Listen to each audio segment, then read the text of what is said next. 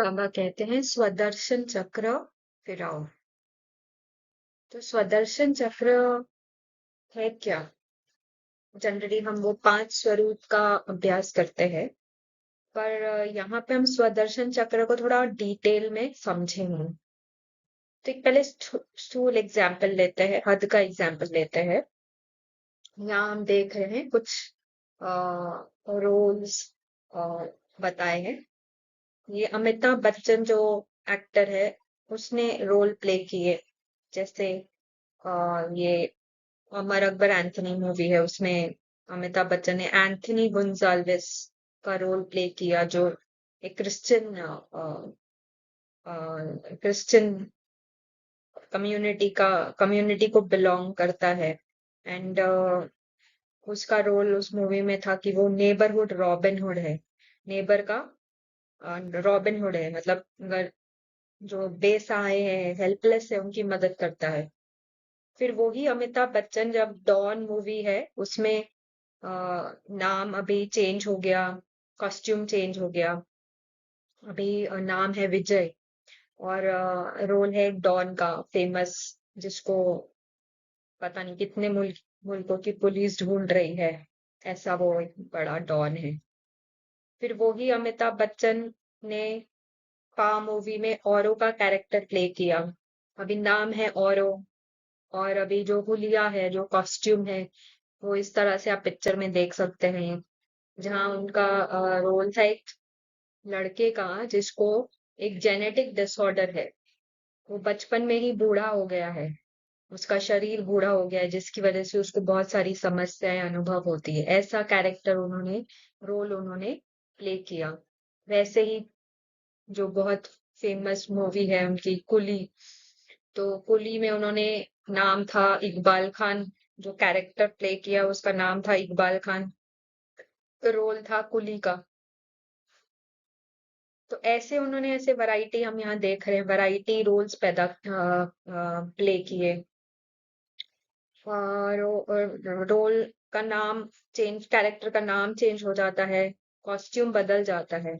एक भी कॉस्ट्यूम एक दूसरे से मिलता नहीं, लुक्स एक दूसरे से मिलती नहीं, डायलॉग्स एक दूसरे से मिलते नहीं, फीलिंग्स एक्सप्रेशन एक दूसरे से मिलती नहीं। कहानी, हर कैरेक्टर की कहानी अलग अलग है मूवी में, कहानी अलग अलग है। जो 2-3 घंटे की जो भी मूवी है, सबकी कहानी अलग अलग है, हर चीज अलग है। पर एक चीज जो सेम है, वो है अमिताभ बच्चन, जो ये सारे कैरेक्टर्स प्ले कर रहा है, वो चेंज नहीं हो रहा है। बाकी सारी चीजें चेंज हो रही है, पर वो जो एक्टर है उसके पीछे, वो रोल्स के पीछे का जो एक्टर है अमिताभ बच्चन ओरिजिनल, वो चेंज नहीं हो रहा है।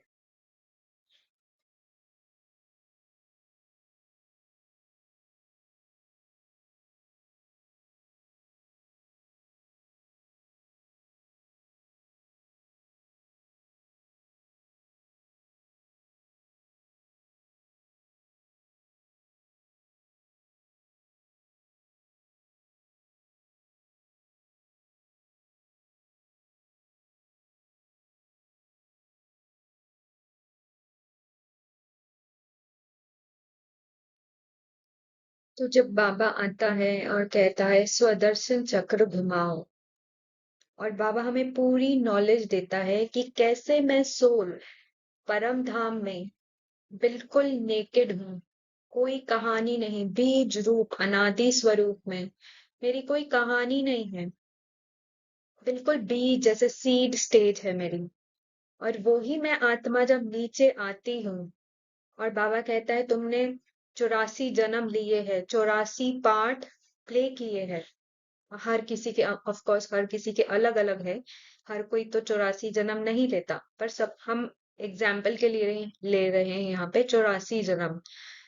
तो बाबा ने कहा कि आत्मा जब नीचे आती है 84 पार्ट प्ले करती है, एक पार्ट ना मिले दूसरे से, एक फीचर ना मिले दूसरे से। तो ये कैसे है? तो मैं आत्मा हूं वो इनविजिबल एक्टर, जो वो 84 पार्ट प्ले कर रही है। पार्ट्स बदल रहे हैं। यहाँ हम देख रहे हैं, एक एग्जाम्पल लिया है हमने। अब इतना तो पॉसिबल नहीं है 84 जन्म दिखाना, पर ये 84 जन्मों में कुछ कुछ जन्म जो लिए है, ये फिक्शनल एग्जाम्पल है, रियल नहीं है, ये इमेजिनेशन वाला एग्जाम्पल है। तो हम यहाँ देख रहे हैं कि हमने यहाँ पे 84 डिफरेंट पार्ट्स प्ले किए। हर पार्ट का जो हुलिया है, जो फीचर्स हैं, शरीर कैसे दिखता है, कभी मेल का शरीर है, कभी फीमेल का शरीर है, और हर किसी की जो चेहरा है वो बदल जाता है, लुक्स बदल जाते हैं, और हर किसी की कहानी अलग अलग है, हर पार्ट की कहानी अलग है, हर कैरेक्टर का नाम भी, शरीर बदल गया तो नाम बदल जाता है।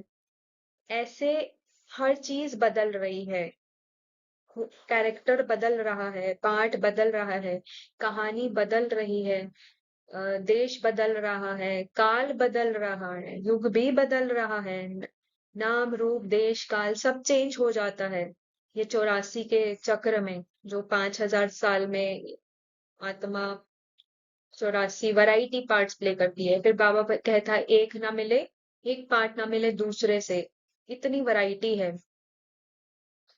तो ये यहाँ पे सब चेंज हो रहा है, हर चीज चेंज हो रही है, पर उस पार्ट को प्ले करने वाली, उस पार्ट के पीछे जो इनविजिबल एक्टर है, मैं आत्मा, वो नहीं बदल रही। आत्मा के अंदर ही ये 84 पार्ट है, जो संस्कारों के रूप में आत्मा लेके आती है। और बाबा कहता है मन बुद्धि संस्कार जैसे ही आत्मा यहाँ शरीर लेती है, वो इमर्ज हो जाते हैं परम धाम अनादि स्वरूप में, बीज स्वरूप में, सीड स्टेज में। मन बुद्धि और संस्कार मुझ आत्मा में मर्ज है। क्यों? क्योंकि वहां पे कोई ड्रामा प्ले आउट नहीं हो रहा, वहां कोई पार्ट प्ले नहीं करना है। जैसे आत्मा अभी घर पे है, आराम कर रही है, अमिताभ बच्चन घर पे है, अभी कोई पार्ट प्ले नहीं कर रहा है, अमिताभ बच्चन बन के ही बैठा है, अभी उसको कोई डायलॉग वगैरह बोलना नहीं है, क्योंकि वो कोई भी मूवी में पार्ट नहीं प्ले करा। पर जैसे ही वो अपने कर्म क्षेत्र पे आता है, तो उसको जो स्क्रिप्टेड अमिताभ बच्चन को भी स्क्रिप्ट दी जाती है।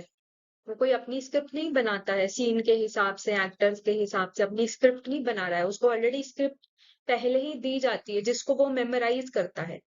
तो मैं आत्मा भी जब यहाँ कर्म क्षेत्र पे, इस ड्रामा के फील्ड पे, ड्रामा के स्टेज पे आती हूँ, तो मैं हर पार्ट की स्क्रिप्ट, वो हर पार्ट कैसे दिखेगा और उसके साथ क्या सेटिंग होगी, आसपास में कौन से एक्टर्स होंगे, मैं आत्मा ऑलरेडी लेकर आई हूँ, जो मेरे अंदर ही संस्कारों के रूप में रिकॉर्डेड है।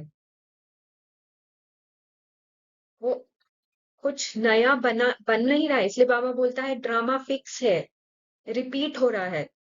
तो कैसे रिपीट हो रहा है? क्योंकि मैं आत्मा अपना फिक्स्ड स्क्रिप्ट, फिक्स्ड पार्ट लेके आई हूँ। क्या डायलॉग बोला जाएगा कब, अभी फॉर एग्जाम्पल यहाँ पे भी अभी जो ये रिकॉर्डिंग चल रही है, ये रिकॉर्ड जो कर रही है, ये कुछ नया नहीं कर रही है, ये ऑलरेडी जो अंदर भरा पड़ा है वो ही बाहर आ रहा है। सीडी भरी हुई है, सीडी में 84 गाने 84 पार्ट भरे हुए हैं, वो ही प्ले आउट हो रहे हैं, नया कुछ नहीं बन रहा।